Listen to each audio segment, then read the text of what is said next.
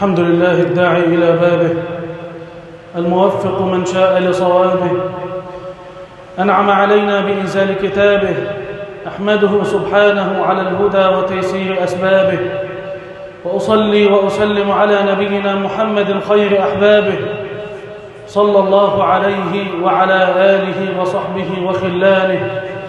يا رب صل على النبي المصطفى ما غردت في الأيك ساجعة ربا.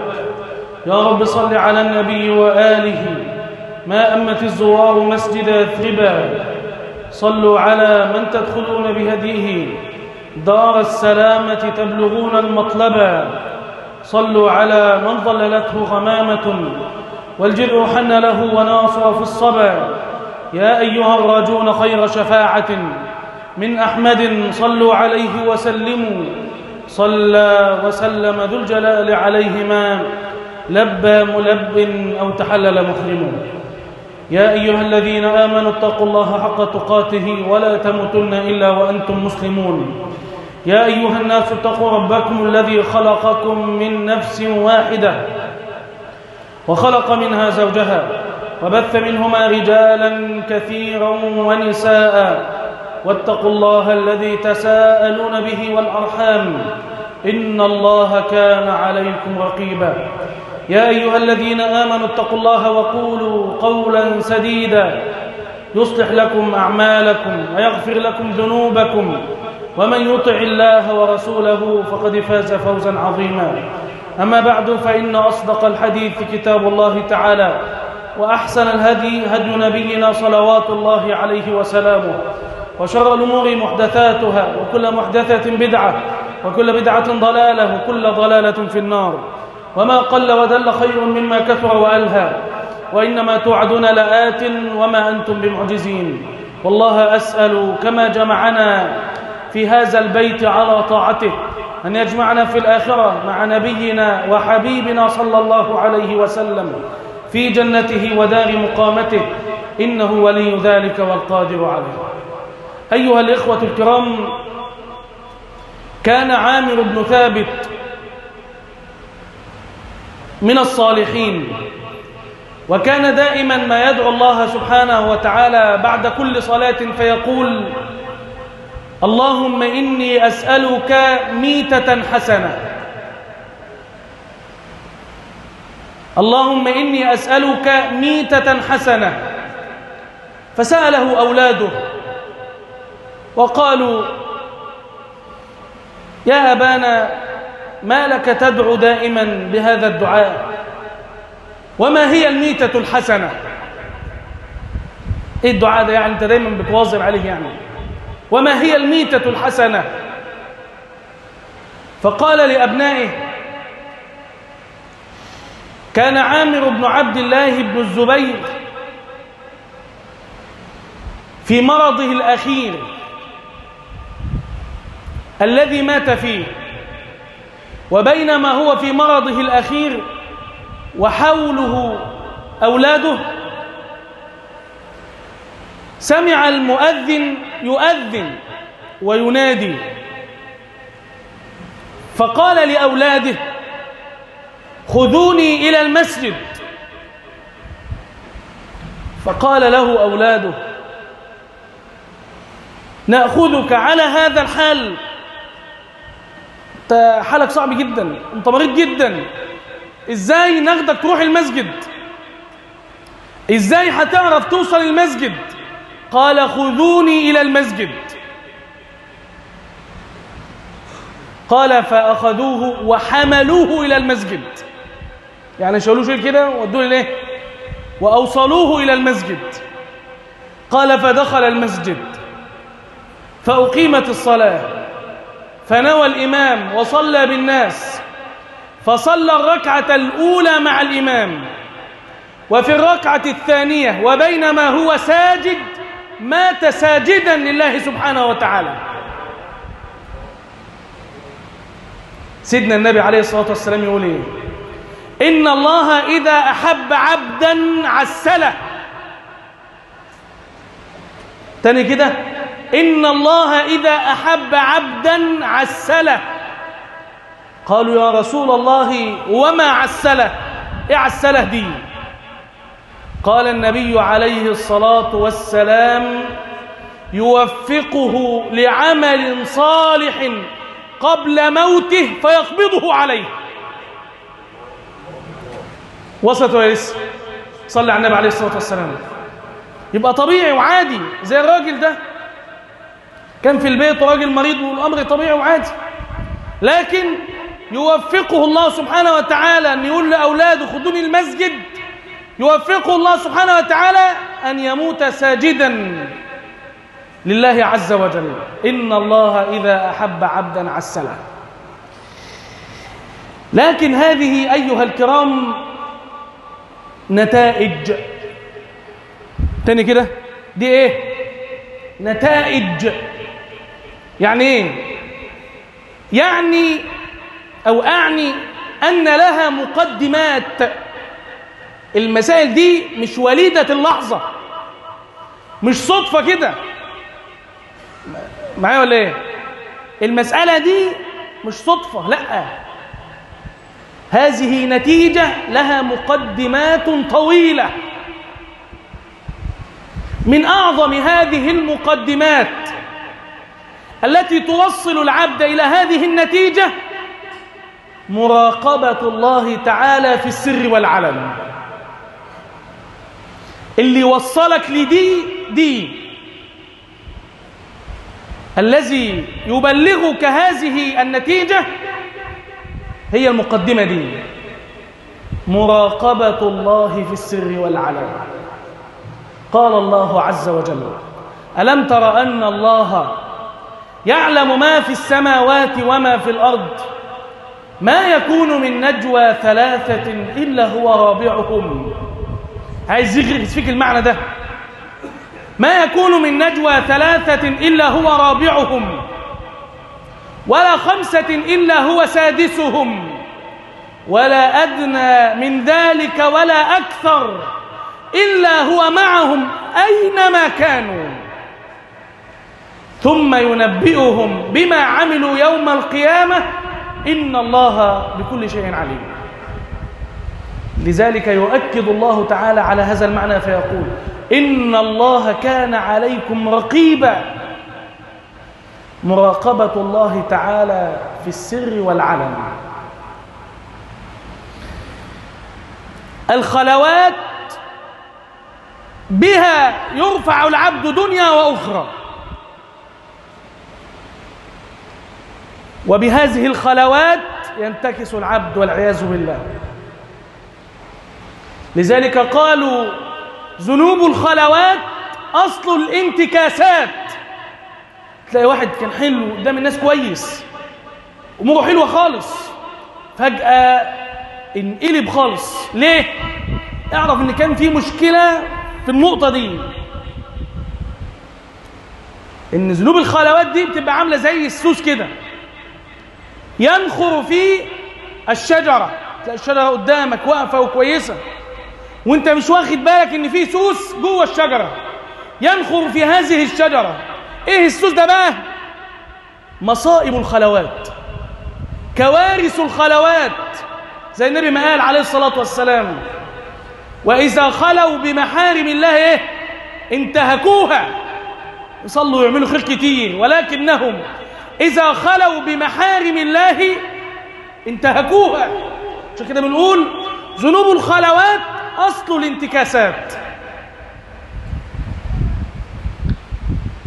إن الله كان عليكم رقيبا. كذلك طاعات الخلوات أصل الرفعة والعزة. مر عمر بن الخطاب رضي الله عنه يوما في سكك المدينة، فسمع امرأة تكلم ابنتها وتقول لها: يا بنية امزجي اللبن بالماء. عايزين نكتر اللبن شوية، فحط على اللبن شوية مية. قالت: يا أمي أوما علمت أن أمير المؤمنين عمر ابن الخطاب رضي الله عنه نهى أن يمزج اللبن بالماء؟ ده البنت بترد على أمها يعني.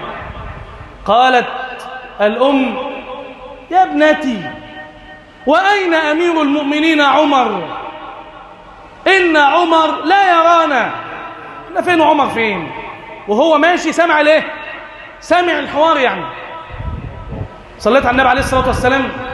فقالت البنية بلسان الصدق، قالت: إن كان عمر لا يرانا فإن رب عمر يرانا.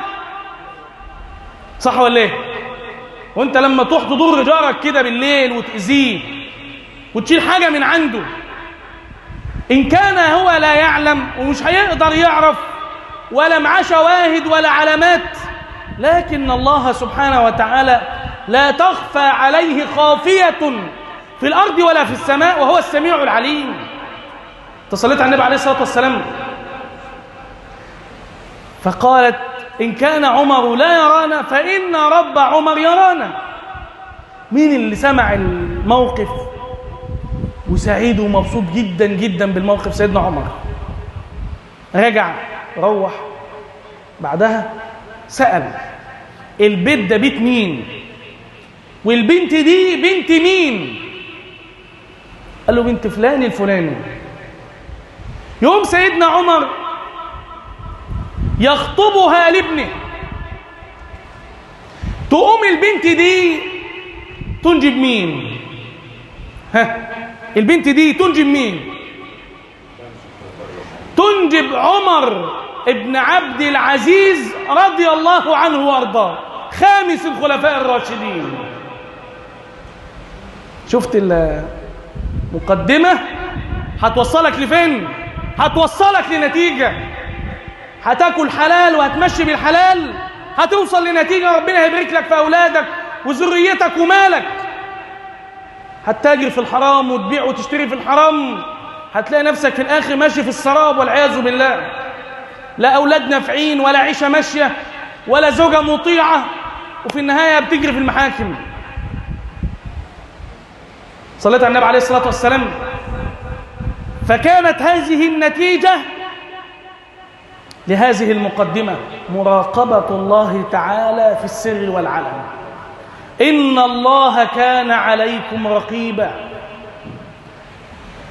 إن الغش أيها الإخوة وخداع الناس ليس شطارة وليس ذكاء وفطنة، بل بالعكس هو ضعف توكل على الله سبحانه وتعالى. الغش مش شطارة. أنا أقول لك إيه؟ عربية كانت معيوبة وديتها بعيبها، محدش خد باله وراحت. البيت كان فيه عيب معين كده بس محدش خد باله منه، وجاب كام تاجر بس محدش طلع العيب اللي فيه. بيظن هو كده إيه؟ شاطر. بالعكس، بالعكس. النبي عليه الصلاة والسلام مر في سوق من الأسواق فوجد رجلا يبيع، ووجد صبرة فيها طعام، يعني فيها تمر كده، فأدخل يده فيها، فقام النبي حاطط إيده كده مدخلها لإيه؟ لجوه كده. طبعا أنت عارف أحيانا أغلب البياعين بيبقى راصص الوش حلو، دايما يقول لك وش العداية. صليت على النبي عليه الصلاة والسلام. قال: فنالت أصابعه بللا، فقالوا: ما هذا النبي اللي يسأل بقى، قال: ما هذا يا صاحب الطعام؟ إيه ده؟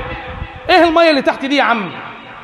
قال: يا رسول الله أصابته السماء يا رسول الله، الجو شتا يعني، فنزل مية فتأثرت بالمية. يوم النبي يقول له إيه؟ أفلا جعلته فوق الطعام لكي يراه الناس؟ ما أنت عارف أهو، وعارف إن اللي تحت مش زي اللي فوق، ليه ما تحطش اللي تحت فوق عشان الناس تشوفه؟ أفلا جعلته فوق الطعام لكي يراه الناس؟ النبي حاطط قاعدة بقى، ما قايل إيه؟ من غشنا فليس منا. تبقى حاجة مش مستوردة تقول لا ده مستورد وتجيب تيكت وتحط حاجات بقى حيل أنت لا تتخيلها. صليت على النبي عليه الصلاة والسلام. فاستشعار مراقبة الله سبحانه وتعالى هو الذي يبعد العبد عن الغش والخداع للناس، سواء بقى الغش بأشكاله وألوانه المختلفة، حتى بين الطلاب في الدراسة. الطالب لما يستشعر المراقبة وتربيه على المسائل دي هيعرف انه ما ياخدش جهد زميله، وان الخير والبركة انه يعتمد على نفسه بس لا على جهد زملائه. المسائل دي بتغرس منذ الصغر، المراقبة لله سبحانه وتعالى. دايما تقول لابنك كده: يا بني من غشنا فليس منا. ما تاخدش حاجة من زمايلك، ما تاخدش جهد زمايلك، خليك اعتمد على جهدك وتوكل على الله سبحانه وتعالى وربنا هيبارك لك. ما هو اللي يغش في امتحانات، يغش بعد كده في عقد بيع وشراء، ويغش بعد كده في شهادة زور، ويغش في حاجات كتير، صح ولا ايه؟ لكن ان تربى الولد على المراقبة لله سبحانه وتعالى منذ اللحظة الأولى نشأ نشأة حسنة وتربى تربية مستقيمة. أقول قولي هذا وأستغفر الله لي. الحمد لله، وأشهد أن لا إله إلا الله وحده لا شريك له، وأشهد أن نبينا محمدا عبده ورسوله صلى الله عليه وعلى آله وصحبه وسلم. ثم أما بعد، إن المراقبة لله سبحانه وتعالى أيها الكرام توجب الاستقامة، بل تورث الاستقامة. تلاقي دايما اللي بيراعي ربنا ماشي مستقيم. قال الله عز وجل: إن الذين قالوا ربنا الله ثم استقاموا تتنزل عليهم الملائكة ألا تخافوا ولا تحزنوا وأبشروا بالجنة التي كنتم توعدون نحن أولياؤكم في الحياة الدنيا وفي الآخرة ولكم فيها ما تشتهي أنفسكم ولكم فيها ما تدعون. فالمراقبة أيها الكرام تورث الاستقامة. حتى الإنسان لو أنه انحرف قليلا ترجع بسرعة عليه، عنده مراقبة، المعنى ده جواه، عنده مراقبة لله سبحانه وتعالى. ومن أقوى الشواهد على ذلك قصة الثلاثة أصحاب الغار. وأنا أتيك بالشاهد الذي أقصده، وهو الرجل الذي كانت له ابنة عم. كلنا طبعا حافظين القصة، لكن أذكر لك فيها الشاهد. وهو يقول ويدعو الله تعالى بأفضل عمل تقرب إلى الله به، وهو يقول: اللهم إنه كانت لي ابنة عم.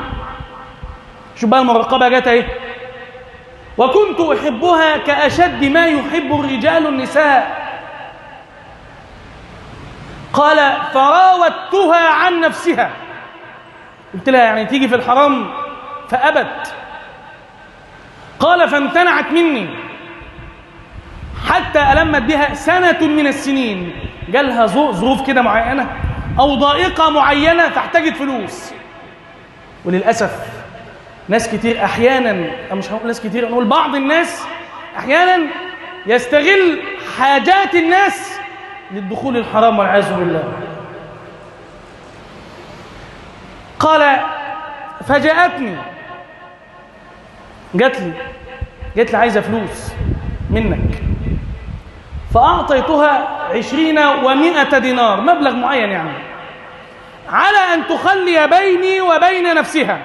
أيوة ماشي، هديك الفلوس بس اللي أنا عايزه أخده. قال: ففعلت، يعني إيه؟ مضطرة للفلوس. تصليت على النبي عليه الصلاة والسلام.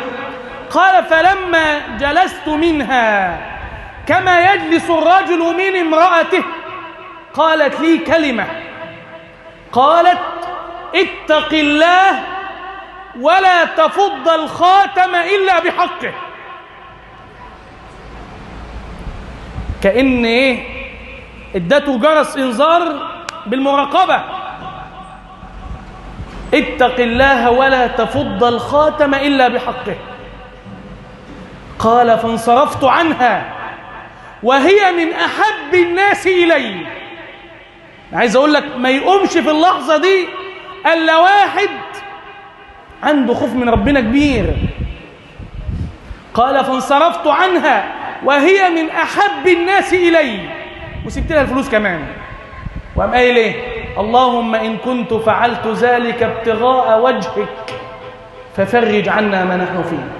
قال عليه الصلاة والسلام فانفرجت الصخرة. تزود من التقى فإنك لا تدري إذا جن ليل هل تعيش إلى الفجر، فكم من فتى أمسى وأصبح ضاحكا وقد نسجت أكفانه وهو لا يدري، وكم من عروس زينوها لأهلها وقد قبضت أرواحهم ليلة القدر، وكم من صغار يرتجى طول عمرهم وقد أدخلت أجسادهم ظلمة القبر. تزود من التقى فإنك لا تدري إذا جن ليل هل تعيش إلى الفجر. أيها الكرام، إن الإنسان يحتاج إلى المراقبة كاحتياجه إلى الطعام والشراب. شوف أنت دايما ما تستغناش عن الطعام والشراب إزاي؟ أنت برضو محتاج إلى المراقبة لله سبحانه وتعالى بينك وبين ربنا كده في السر والعلانية. أصل مين معاك؟ مين معاك وأنت معاك الموبايل ليل نهار والنت ليل نهار والمواقع ليل نهار؟ محدش معاك إلا ربنا. فإذا لم يكن في قلبك مراقبة ضللت في هذه السبل والعياذ بالله. أسأل الله سبحانه وتعالى أن يرزقنا خشيته في السر والعلن. اللهم إنا نسألك خشيتك في السر والعلن. اللهم اغفر لنا ما قدمنا وما أخرنا وما أسررنا وما أعلنا وما أنت أعلم به منا. أنت المقدم وأنت المؤخر وأنت على كل شيء قدير. اللهم اكفنا بحلالك عن حرامك واغننا بفضلك عمن سواك. ربنا هب لنا من أزواجنا وذرياتنا قرة أعين واجعلنا للمتقين إماما. اللهم اغفر لآبائنا وأمهاتنا. اللهم اجزهم بالإحسان إحسانا وبالإساءة عفوا وغفرانا. اللهم اهد شباب المسلمين واستر نساء المسلمين وألف بين قلوب المسلمين ووحد كلمتهم أجمعين. اللهم اجعل بلدنا أمنا أمانا سخاء رخاء وسائر بلاد المسلمين. وآخر دعوانا أن الحمد لله رب العالمين، وصلى الله وسلم وبارك على عبده ونبيه محمد. وأقم الصلاة.